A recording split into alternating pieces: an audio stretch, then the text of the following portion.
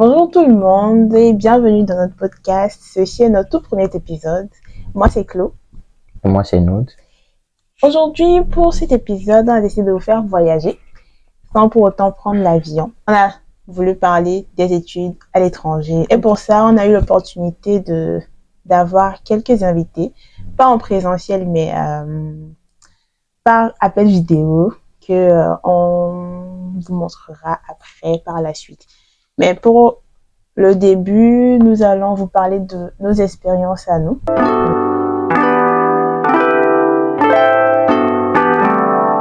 Du coup, moi, ça fait 4 ans que je suis en France. Et pour Arnaud... Ça fait 1 an déjà, pratiquement. Ouais. Pas pratiquement, ça fait déjà 1 an. Oui, 1 an que je suis en France. Du coup, de mon côté, ce qui m'a poussé à partir à l'étranger, c'est les études. Et voilà quoi. On va dire les parents aussi. Donc, on sait tous que les parents africains, si je veux dire ça comme ça, beaucoup rêvent d'un avenir, comment dire, Radieux pour leurs enfants. Pour leurs enfants. Donc, pour moi, j'avais un rêve depuis l'enfance, c'est de voyager. Voyager n'importe où. Et je suis venu en France principalement pour les études. Donc, c'est le premier projet de vie que j'avais.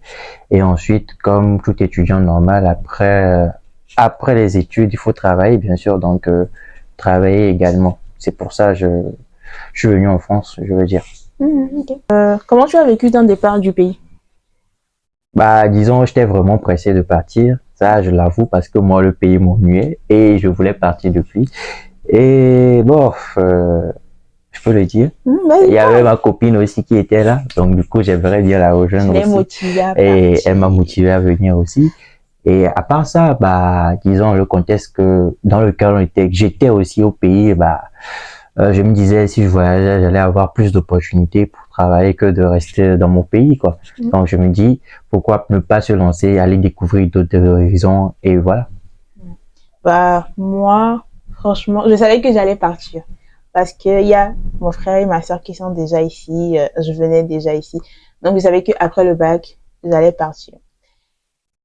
Comment j'ai vécu le départ? Moi, c'était l'époque Covid, c'était en 2021 que je suis partie. Oui. Donc, j'étais malade aussi, donc franchement, en vrai, je savais que j'allais partir, certes, mais quand je suis partie, je sais pas, je suis partie parce que je devais partir. Je n'ai rien ressenti de spécial, je sais pas, pardon, comme quoi j'allais laisser mes parents, je sais pas, mais... Comme quoi, pour résumer, elle était contente de partir. Non, pas que... Oui, j'étais contente de partir, mais il n'y avait pas de sentiment spécial. Qu'est-ce qui t'a le plus marqué en arrivant au pays? En France, plutôt. Je dirais pas grand-chose. Si.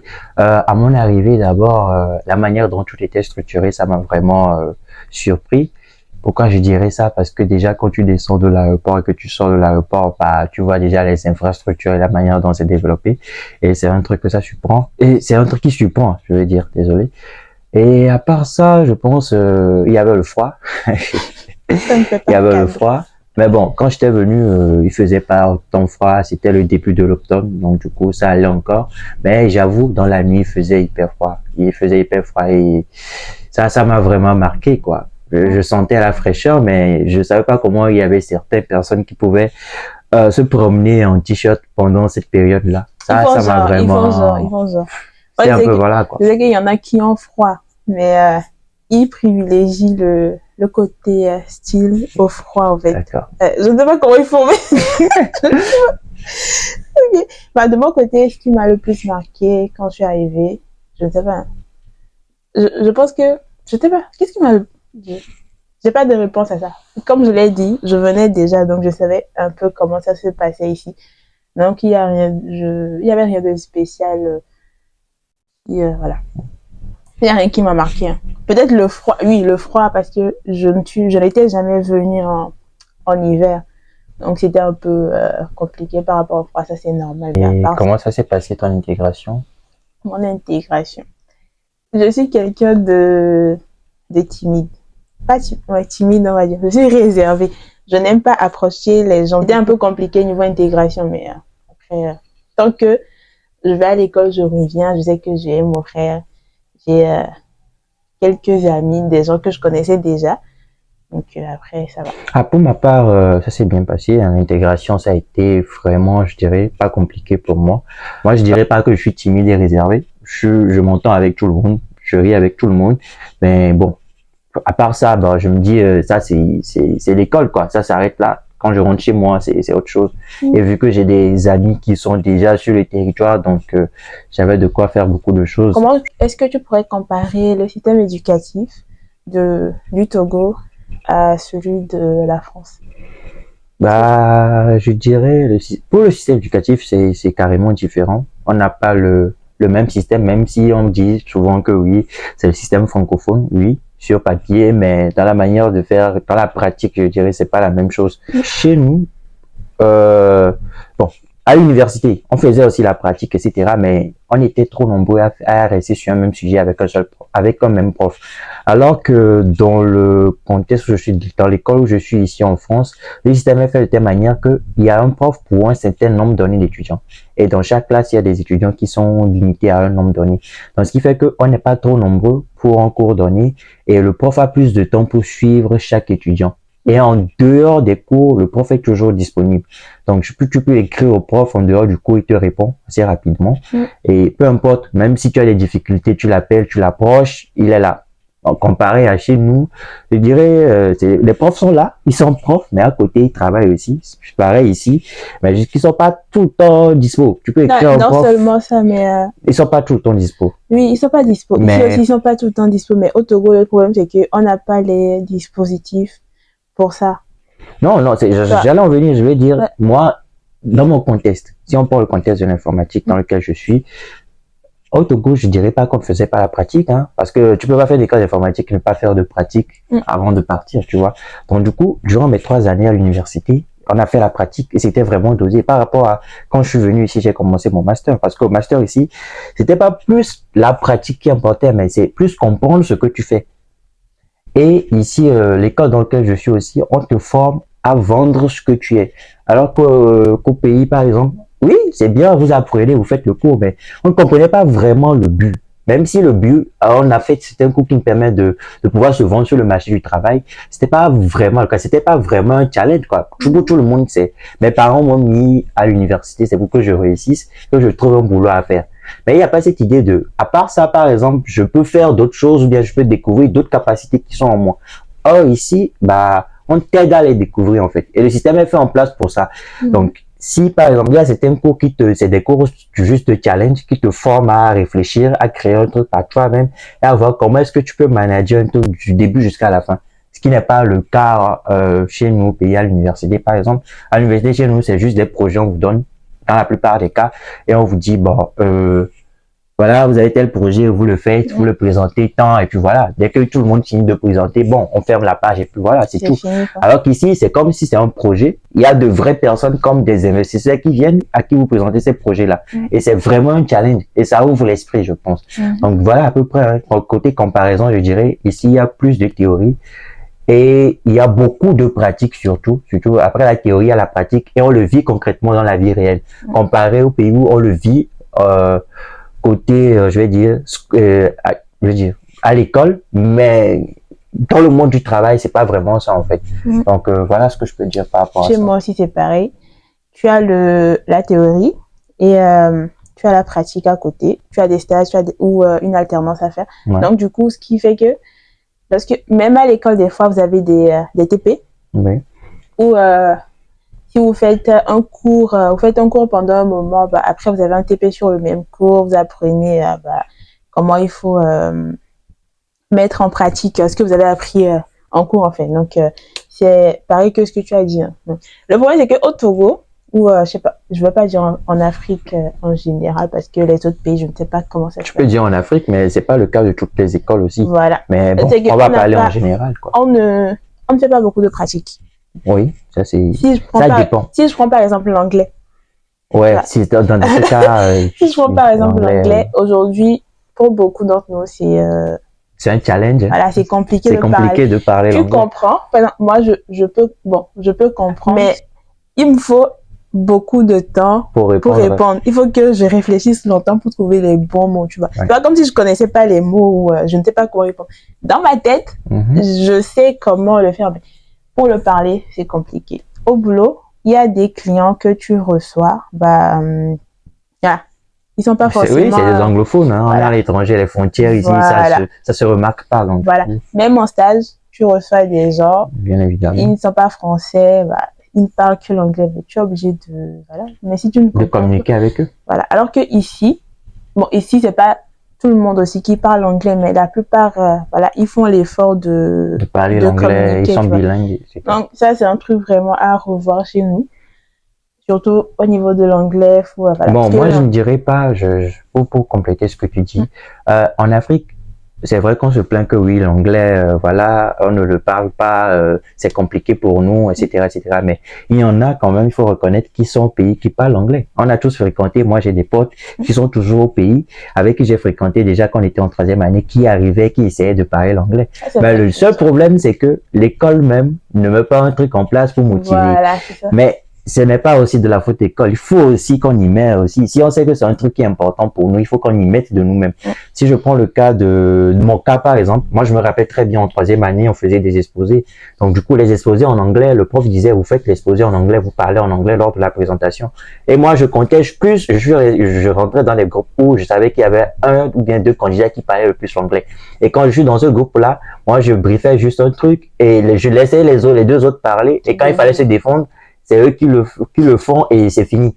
Alors qu'ici, le système est fait de telle manière que tu ne parles pas l'anglais, tu n'as pas ton diplôme. Ça, c'est ce qui est évident. Et comment ça se fait, c'est que, par exemple, moi, j'ai eu à subir des semestres, des oraux pour chaque semestre ici où il fallait parler l'anglais. Donc, vous êtes là, c'est un groupe, et vous discutez en anglais. Le prof, il est là, vous discutez en anglais et vous êtes noté par rapport à ça. Donc, du coup, c'est un challenge. Si vous venez pour un premier semestre, pour un oral qui est noté, c'est en plus un examen qui est exigé, si ton niveau d'anglais n'est pas bon, avant la fin de l'année, ça va encore, mais l'année qui va suivre, si c'est cette année où tu dois avoir ton diplôme, il faut avoir un certain niveau. Si tu n'as pas ce niveau, ça ne matche pas. Donc, ça te pousse à faire des efforts.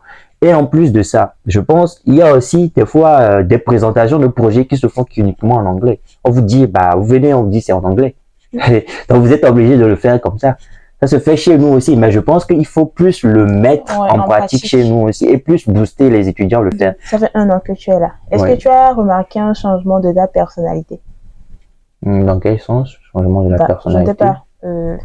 Est-ce que dans tes habitudes de vie, Ouais, bon, ta façon de réfléchir, de penser, est-ce que ça a changé? Il y a un truc qui a changé, c'est que lorsque j'étais au pays, disons, j'étais pas vraiment je me mettais toujours à demain ce qu'il fallait faire aujourd'hui. Donc, c'est-à-dire, si je prends juste un exemple aussi, s'il fallait aller quelque part, je me disais, bon, j'ai le temps, c'est l'heure africaine, il faut être en retard.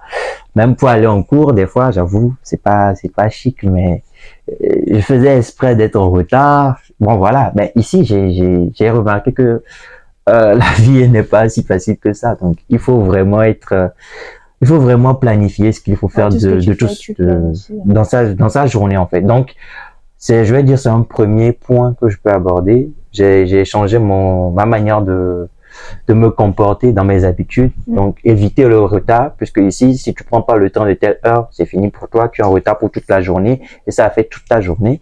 Donc, ce qui fait que vraiment, ça a vraiment changé mes habitudes côté retard.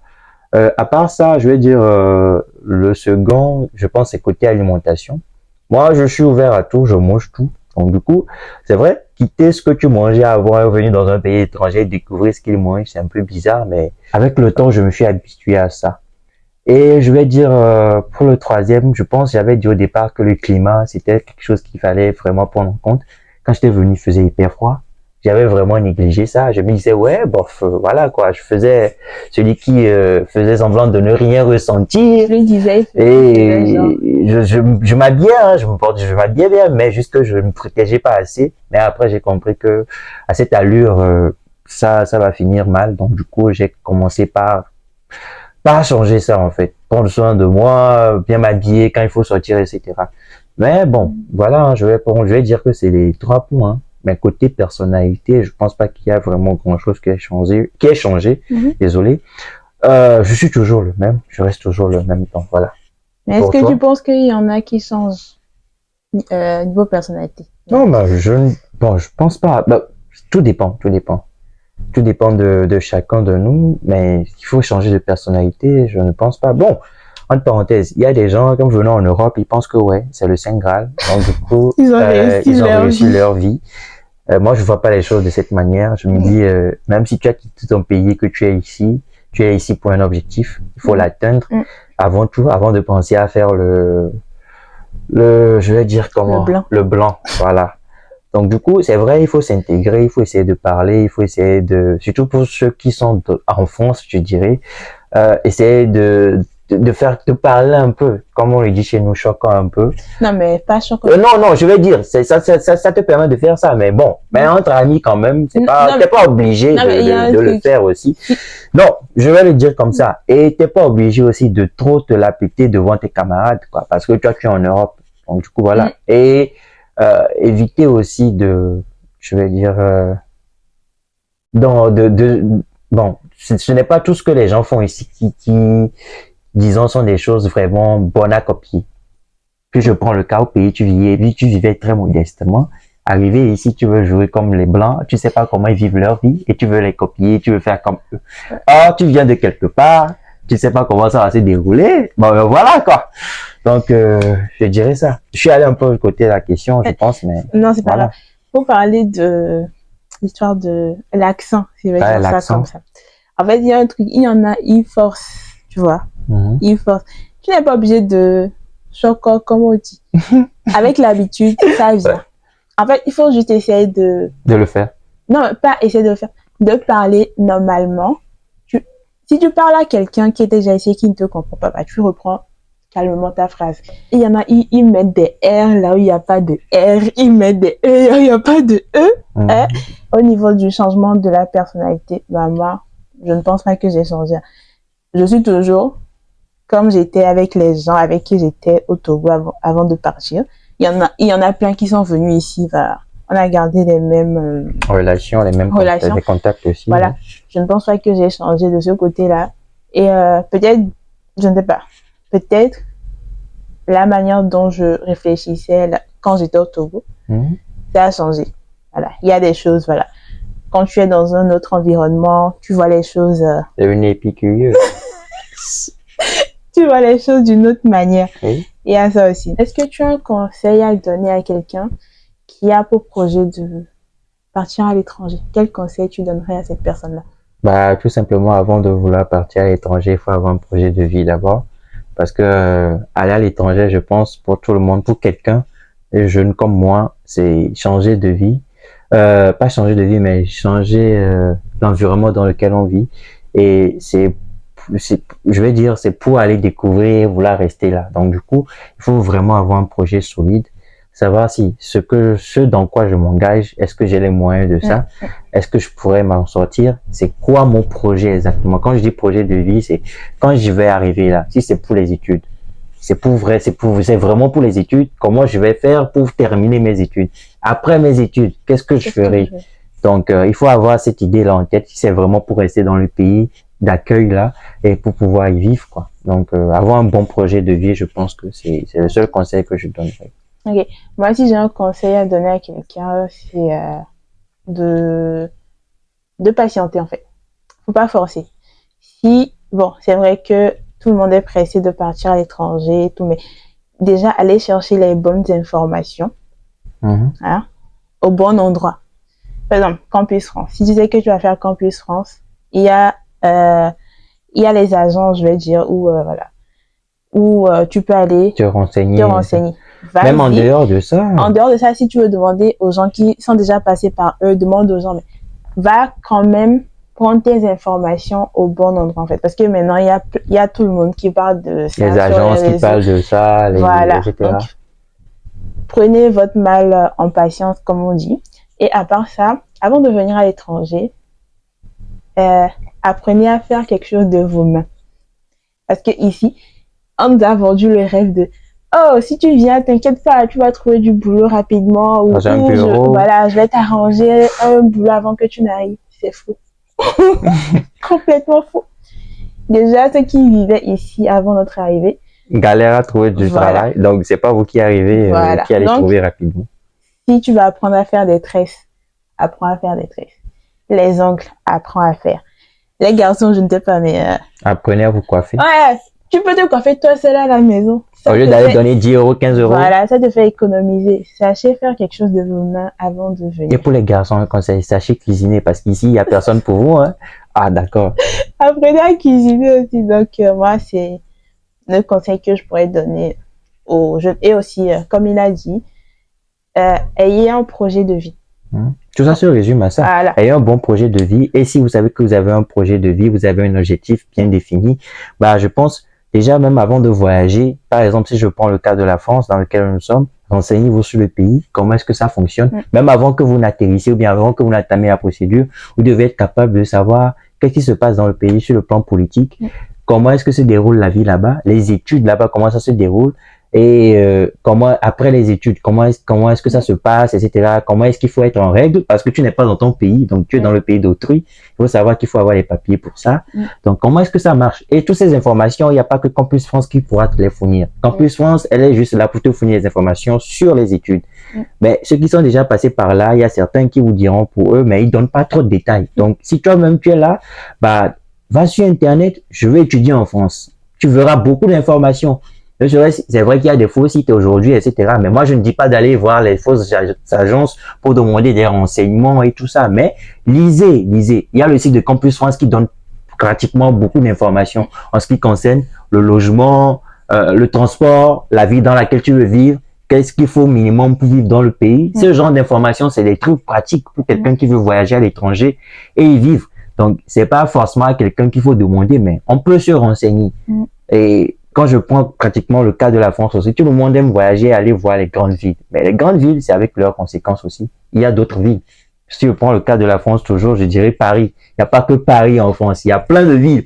Donc, renseignez-vous sur le pays, même pour ceux qui vont au Canada et qui pensent qu'il n'y a que Montréal et Toronto. Non, renseignez-vous, voyez qu'est-ce qui vous avantage, qu'est-ce qui est bon pour votre projet de vie. Est-ce que dans telle ville ou bien dans telle région, si je vais dans ce pays, dans telle région, est-ce que cette région-là, avec la formation que je fais, elle me permet de trouver du boulot dans telle région, elle me permet de me développer à l'international ou bien de rester sur le territoire. Si je suis sur le territoire, qu'est-ce que je peux faire? Donc, ce genre d'information, c'est tout un projet de vie. Il faut lire, chercher et bien planifier. C'est tout ce que je peux dire par rapport à ça. Il y a un truc aussi. Quand tu arrives ici, faut pas forcément vouloir acheter des trucs de marque. Je sais pas si tu comprends. Que ce soit niveau nourriture, niveau habillement. Mais c'est pour ça que je dis, ça, c'est pas plus, c'est plus un truc de comportement ou bien des habitudes. Oui. Si tu vivais modestement au pays, quand tu viens ici, vis modestement ta vie. Il y a des trucs qui te permettent de vivre modestement ta vie. Voilà. Qui est comme ça et n'essaie pas de copier les autres. Faut pas forcément, parce que, il y a Est-ce qu'il y a payé Gucci et Dior, donc moi, si je dois et là, il y a Gucci le nouveau iPhone qui est sorti. Bon, bref, ça, on n'ira pas dans les détails, mais bon, voilà. Tout le monde va vouloir l'acheter, alors que toi, tu sais que tu n'as pas les moyens. Tu es étudiant, hein? Garde ton argent. Tu n'es pas obligé de l'acheter. Donc, voilà. On n'a pas beaucoup d'expérience. Hein. Ouais. Voilà. Bah, on est débutant, mais bon. On apprend encore de jour en jour, mais voilà, c'est tout ce qu'on peut vous dire pour le moment. Je vous laisse avec les invités. Oui, bonjour à tous. Moi, c'est Félix, j'ai 22 ans et je suis en Allemagne. Je suis en école d'infirmière. Enfin, je fais une formation en soins infirmiers. Okay. Bah, merci. On a quelques questions à te poser. Ça sera très rapide. Ah. Bah, si tu es prêt, on peut commencer. Vas-y. Okay. Alors, question numéro 1. Qu'est-ce qui t'a poussé à partir à l'étranger? Je dirais que c'est un rêve que j'avais depuis tout petit de voyager, de venir en Europe. Et voilà, avec le temps, je dirais que ça s'est concrétisé par la situation du pays, qui n'est pas prêt de s'améliorer. Par là, j'entends le manque d'opportunités, le manque de travail. Oui. Voilà, donc je vais dire que ce sont ces facteurs qui m'ont, voilà. Comment tu as vécu ton départ de ton pays? Est-ce que c'était facile pour toi? Est-ce que tu t'y attendais ou voilà? Alors, comment est-ce que j'ai vécu mon départ du pays? C'était beaucoup de sentiments mélangés, je vais dire comme ça. de l'excitation. Oui. Au moment de partir, tout s'était mélangé, l'excitation, la tristesse, de devoir partir, de dire au revoir, les adieux, tout ça. Donc, Et qu'est-ce qui t'a le plus marqué quand tu es arrivé en Allemagne? si je dirais que le rêve que nous a vendu les séries, les films, j'ai été servi. Oui. J'ai été déçu. Quand je suis arrivé, j'étais comme, je vais dire, un villageois qui arrive en ville. Mhm. Ah, ça, c'est normal parce que c'est différent de là où on était. Donc voilà, j'étais là, je regardais, je me suis dit comment est-ce qu'il y a des gens qui peuvent construire comme ça, comment est-ce que tu as fait les blancs, tout ça. Donc j'étais limite, voilà, Émerveillé, quoi. c'est ça. Ok. Et quelle a été ta plus grande difficulté? Alors ma plus grande difficulté, je ne sais pas préparer. Enfin, je ne savais pas préparer. Maintenant, je fais de mon mieux. Oui. Voilà, ma mère m'a toujours dit, il faut que tu apprennes à préparer parce que tu vas vivre seul et tout ça, tout ça. Donc, moi, je veux dire que c'est la majeure partie de mes soucis, Mhm. ce moment. Mais je pense que je me suis amélioré. Actuellement, je vais faire les pâtes tout seul, tout ça, tout ça. Et un autre point une autre difficulté, c'est le fait, d'être la plupart du temps seul, parce que je suis quelqu'un de très social, je vais dire comme ça. Donc, au pays, j'étais toujours entouré des amis, des potes, tout ça. Mais ici, tu n'as limite. Voilà, tu n'as limite pas de vie. Tu vas à l'école, tu rentres, tu es seul à la maison. Mhm. Voilà, au début, c'était très, très compliqué pour moi, très difficile de gérer cette solitude.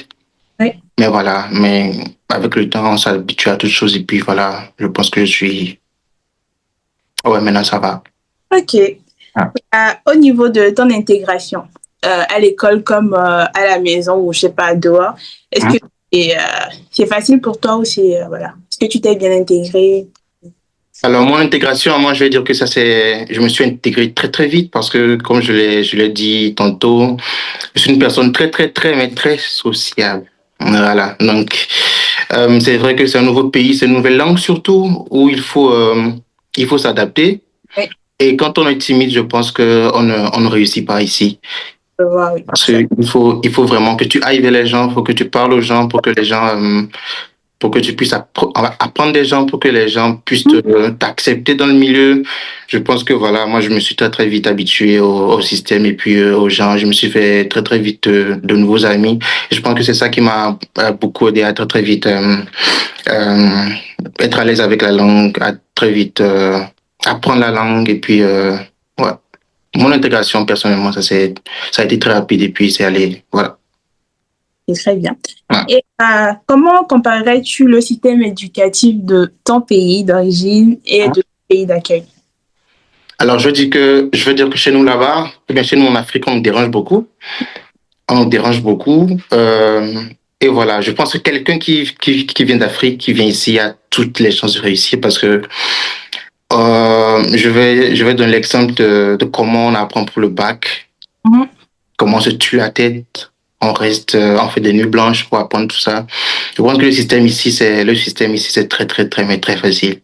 Je ne sais pas si c'est juste chez nous, ici en Allemagne, ou bien chez vous, c'est pareil, mais ici, le système ici, c'est très, très facile. C'est au pays là-bas qu'on nous dérange, tout ça. Mais je pense que c'est une très, très bonne manière de nous former aussi, parce que moi, j'ai été formé.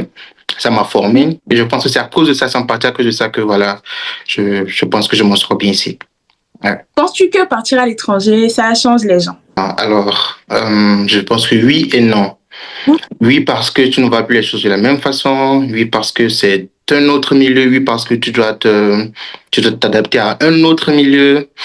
Tu acquiers les comportements d'un autre milieu. Donc, je vais dire que oui, ça change un peu les gens, mais en bien. Enfin, ce qui change en mal, je ne sais pas, je n'en ai aucune idée. Mais je pense que ça change les gens, mais en bien. Et je pense que ça ne change pas aussi les gens du côté où, moi, personnellement, je suis toujours bien, je suis toujours à l'aise avec mes potes du pays, on est tout le temps en contact et tout ça. Et je pense que si quelqu'un change en mal, je pense que c'est un choix personnel, voilà. Sinon, en soi, le pays ne change, ça change, oui, mais en bien. Et puis, voilà, Ça dépend de chacun, quoi. c'est ça. Qu'est-ce que cette expérience-là de partir de ton pays, venir t'installer dans un autre pays que tu ne connaissais pas avant, et ça t'a appris sur toi? Alors, ça m'a appris le fait. Alors, je vais dire que je suis indépendant maintenant. Ça m'a appris à vivre seul, à dépendre de moi, à ne pas dépendre des autres, à me gérer, à avoir confiance en moi, à savoir, voilà, savoir me gérer, à gérer mon argent, par exemple. Voilà, je suis plus organisé quand le salaire vient, je sais que ça, c'est pour ça, je dois tel budget pour tel budget pour tel, voilà. Je pense que je suis un peu plus organisé, je pense que, voilà, c'est une étape que j'ai, comment dire, Tu as évolué à ce niveau. voilà, voilà. Je pense que ça m'a fait grandir, voilà. Ok. Et quel conseil donnerais-tu à un jeune qui a pour projet de venir à l'étranger? Alors, un jeune qui voudrait venir ici à l'étranger, je lui dirais de mettre son mal en patience, de se préparer, surtout mentalement, parce que c'est pas du tout évident ici. Enfin, c'est beau, mais c'est pas évident. Il y a les hauts, il y a les bas. Il faut savoir, voilà, tu n'es plus sous la protection de tes parents. Tu es indépendant, tu dois vivre seul et puis c'est pas du tout évident. Je pense que les jeunes doivent se préparer, savoir dans ton fort intérieur, dans ta tête que ce ne sera pas toujours aussi simple. Il y aura des moments où tu vas te remettre en question, remettre ta vie en question, pourquoi je suis là, qu'est-ce que je fais là, ma mère me manque, tout ça. Donc je pense que, mais avec une bonne préparation physique, psychique et avec beaucoup de patience, je pense que un jeune qui vient ici étant préparé va s'en sortir brillamment. Voilà. Et dernière question. Ouais. Tu penses retourner vivre dans ton pays? Ouais, bien évidemment. Bien évidemment, parce que le pays, c'est le pays, c'est le cœur. J'ai toute ma vie là-bas. Enfin. Pas pour les vacances, hein. Retourner y vivre, hein, définitivement. Ouais. En tout cas, moi, je suis ici de travailler, avoir assez d'argent.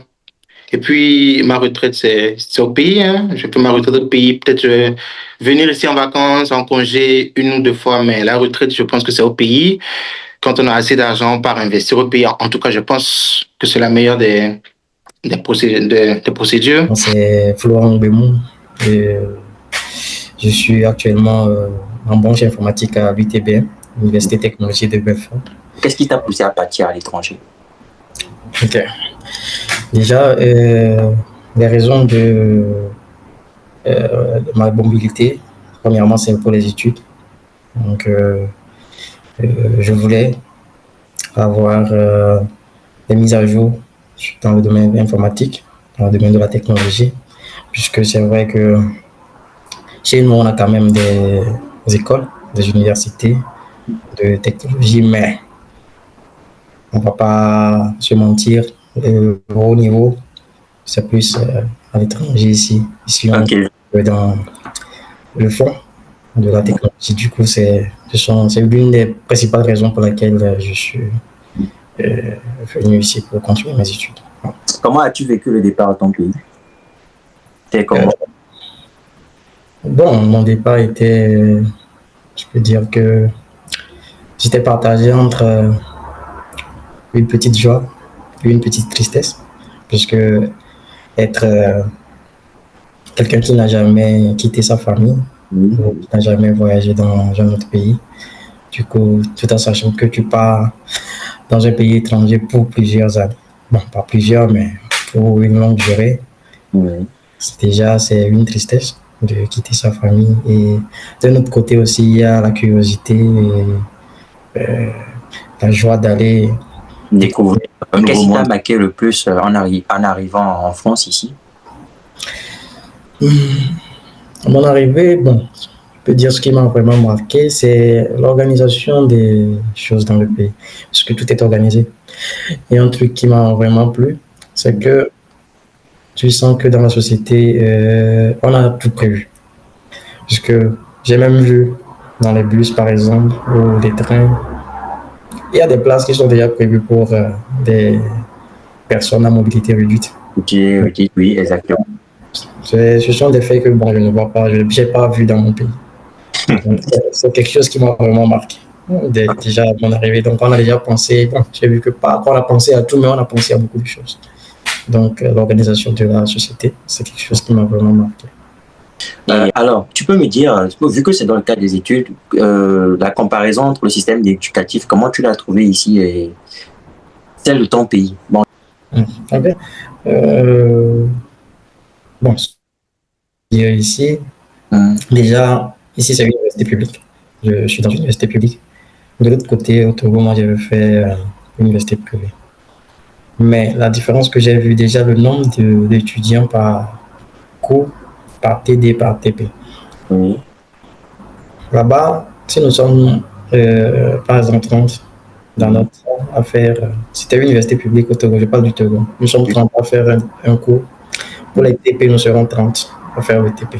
Okay. Ben, ici, déjà, la grande différence, c'est que pour un cours, si vous êtes peut-être 40 ou 30 ans sur le cours, déjà, c'est une université publique, je rappelle. Oui. Pour les TP, vous pouvez être 7 par exemple, 18, pour que le prof puisse avoir plus de temps pour s'occuper de vous tous, si vous avez des questions. Donc, le temps qui est réparti, genre pour chaque étudiant lors du TP, c'est un peu énorme. Du coup, si tu as des questions, le prof a plus de temps pour s'occuper de toi. Mais là-bas, bon, c'est pas le cas. Vous êtes 30 dans un TP. Si tu as aussi, vous avez 30 questions. Si le prof doit suivre vous tous ou vous aider à régler le problème du TP, vous tous, ben, chacun a ses problèmes, chacun a ses difficultés, c'est un peu difficile. C'est aussi c'est quelque chose que j'ai remarqué ici, c'est une différence entre l'organisation. Même les TD, déjà les TD aussi ont réduit le nombre d'étudiants. C'est pas le même nombre comme le même nombre qui ont suivi le cours, qui font le TD ensemble aussi. On divise un peu. Donc, c'est aussi une force pour leur éducation ici. Et ça demande beaucoup de moyens, puisque si on doit payer le prof pour qu'il fasse plusieurs TD, plusieurs TP, c'est chez nous, bon, vous êtes 30 à suivre le cours, vous êtes 30 à faire le TD, vous êtes 30 à faire le TP. Et puis, c'est le même prof qui fait le TD et le TP. Mais ici, par exemple, tu prends, il y a une matière, l'IA, que nous sommes en train de faire. Il y a un prof qui fait le cours, il y a un autre prof qui fait le TD, il y a un autre prof qui fait le TP. Donc, déjà, si c'est aussi une chance parce que c'est peut-être que le prof qui a fait le cours, bon, son explication, j'ai pas vraiment eu à bien comprendre. Ouais. Et je peux essayer de glisser une petite question concernant le cours. Le prof du TD peut m'expliquer, je peux comprendre, c'est aussi quelque chose. Voilà. Donc, ce sont ces différences-là que j'ai vues. Et puis les bibliothèques ici. Voilà. Il y en a. Il y a tout en fait.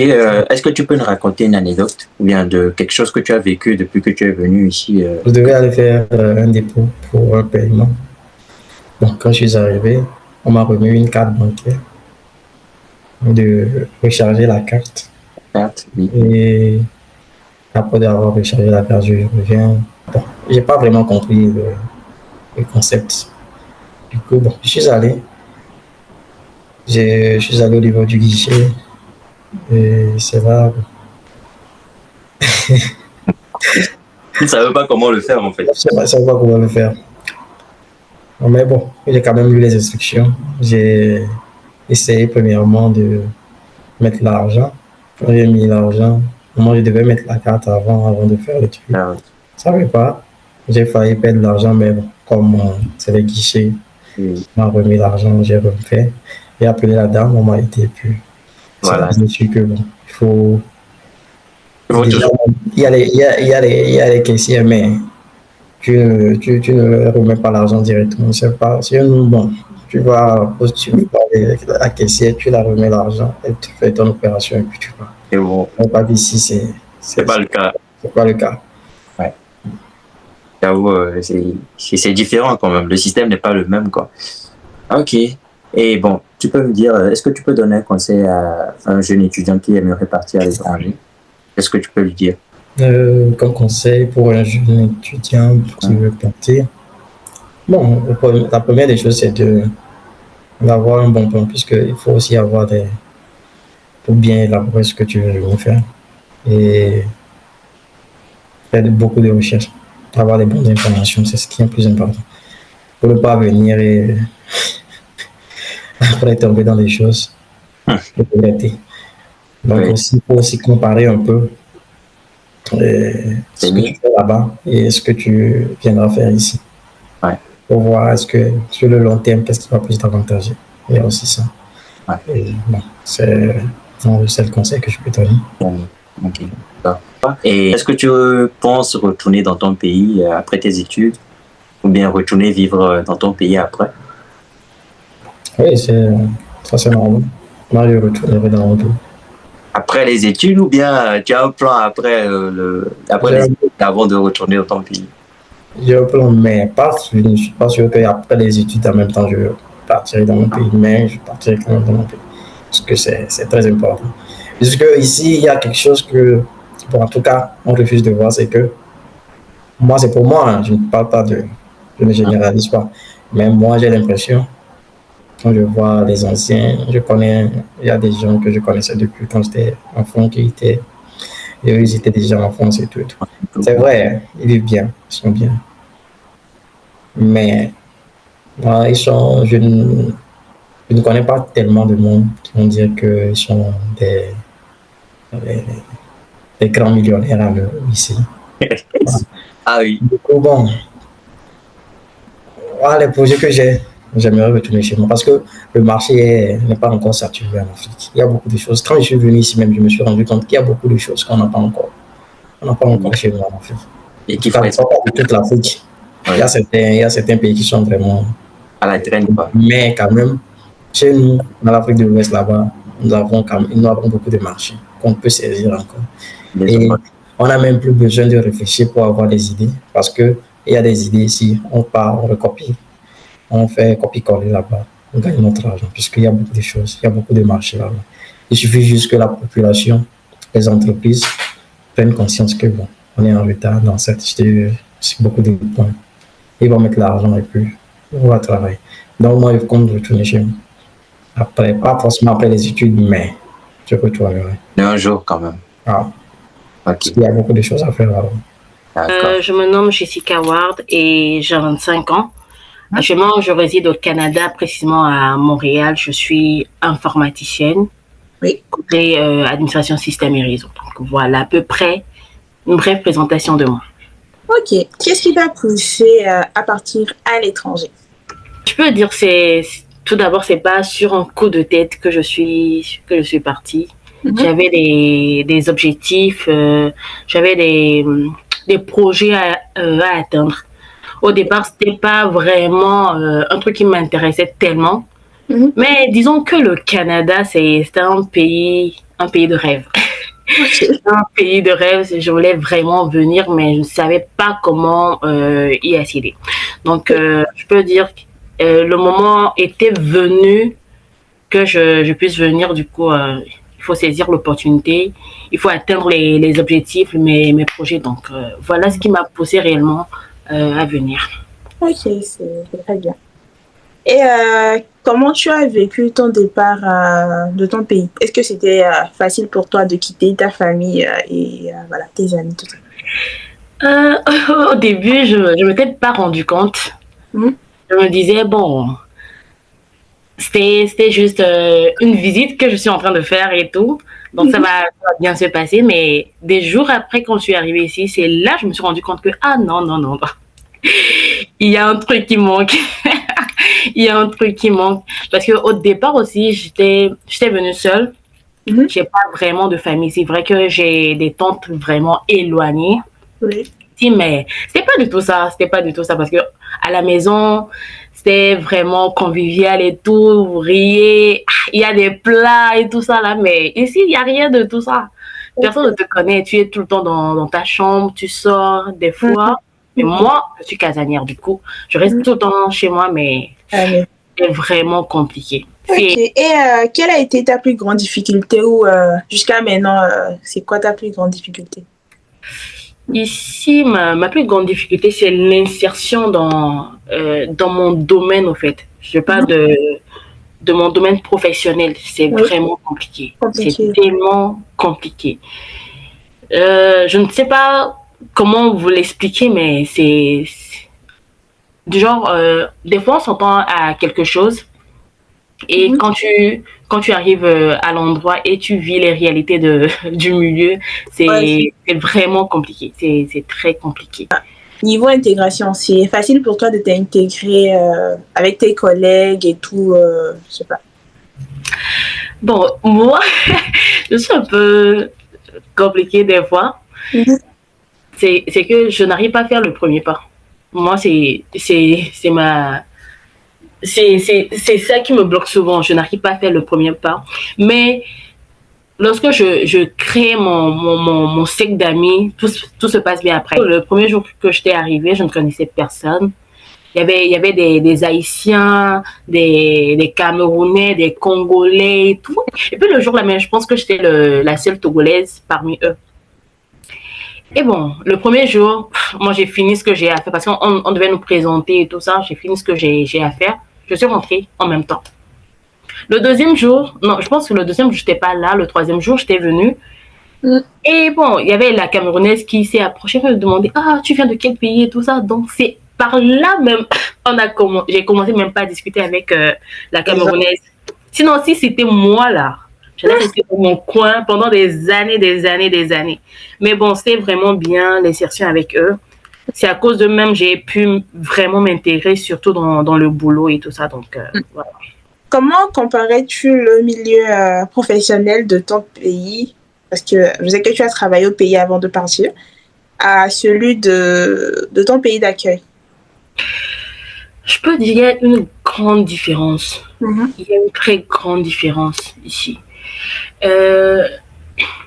C'est vrai qu'arrivé ici, je ne travaille pas encore dans mon domaine, mais ce qui m'a grave touchée, c'est le salaire. C'est le salaire, c'est trop bien. Je me suis dit, même avec mon truc là, si je faisais ce travail là dans mon pays, j'allais pas être payée comme ça. C'était ce que j'ai réalisé depuis mon arrivée ici. Même quand si j'étais au pays, j'allais pas réaliser. Bon, je peux dire que la plus grande différence, c'était sur le plan du salaire et aussi ici ils offrent tellement d'opportunités, genre il y a les trucs d'assurance et tout ça, l'assurance vie et tout. C'est vrai qu'ici aussi il y a vraiment un souci pour trouver du travail. Oui, mais quand tu trouves du boulot, tu sais qu'à la fin du mois tu auras un salaire, tu pourras aider, voilà. Et puis ce qui est bien, c'est que c'est pas la fin du mois et c'est chaque 2 semaines. C'est trop bien. Est-ce que tu penses que partir à l'étranger, ça change les gens, que ce soit en bien ou en mal? Je peux dire que oui. Venir ici, ça change vraiment des gens. Ça change beaucoup les gens. Si je prends le côté positif, c'est que tu te mets, il y a des défis qui viennent et tu arrives à t'en sortir. Mais des fois, c'est pas vraiment ça. Lorsqu'on entend des gens qui font la dépression, tout ça, c'est pas du tout facile. C'est pas du tout facile. C'est vraiment compliqué. Je pense que les gens changent beaucoup. Et puis, tout dépend aussi de ton cercle d'amis. Si tu viens ici et puis tu te mets à traîner avec certaines personnes, ça va mal tourner pour toi. Qu'est-ce que cette expérience t'a appris sur toi? Le fait de te retrouver toute seule, d'être maintenant indépendante. Qu'est-ce que ça t'a appris sur toi? Une belle opportunité pour moi, je vais dire. C'est une très belle opportunité pour moi parce que ça m'a permis de me découvrir, de pouvoir gérer surtout mon côté, je pense, financier. À comment gérer mon argent, quand mon argent vient, je dois payer le loyer, je dois faire ci, je dois faire ça. Ça m'a vraiment permis d'être organisée au fait. Ça m'a permis d'être organisée et sur le fait, je peux parler, vu que je n'aime pas faire le premier pas, mais là j'arrive à corriger tout ça, j'arrive à approcher les gens, à me socialiser avec eux, c'est vraiment bien. Très bien. Alors, est-ce que tu as une anecdote à nous raconter sur ta vie à l'étranger? En janvier, en début d'année, j'ai eu un grave accident. La voiture était vraiment dans un mauvais état. Et le jour-là, moi, je me disais, quand j'ai appelé mes parents, genre mes soi-disant parents qui sont ici, quand je les ai appelés, tu sais, ils ne sont pas venus. Hein. Ils ne sont pas venus. Ce sont des personnes que je ne connais même pas qui m'ont ramené chez moi à la maison. Le jour-là, c'était vraiment touchant. Ça m'a grave touchée, quoi. Je me suis dit, alors que, genre, ceux avec qui j'étais, tout le monde a appelé sa famille. Genre, ils étaient là, au fait. Et c'est une autre famille qui m'a amené, moi, à la maison. Conseil donnerais-tu à une personne qui a pour projet de partir à l'étranger ou de venir au Canada, par exemple? Lancez-vous. Lancez-vous. En fait, moi, je vais pas dire, il y a sur des réseaux, tu vas écouter les gens dire non, ne venez pas et tout ça, ne venez pas. Moi, si toi-même tu sais que tu peux relever le défi là, tu peux faire face à. Parce que ici, c'est pas, je vais pas vous dire, c'est pas vraiment les trucs qu'on espère. Moi, quand j'étais au pays, je voyais les youtubeurs, des influenceurs dire que ici c'est la belle vie et tout ça. Quand moi-même je me dis donc c'est vous montez aux gens hein. Une dernière question. Penses-tu pouvoir retourner vivre dans ton pays? Moi, j'ai des projets pour mon pays. C'est vrai que le Togo actuellement c'est compliqué, c'est vraiment dur. Mais moi je me dis ça va changer. Parce que je sais de quoi je parle, je me dis ça va changer.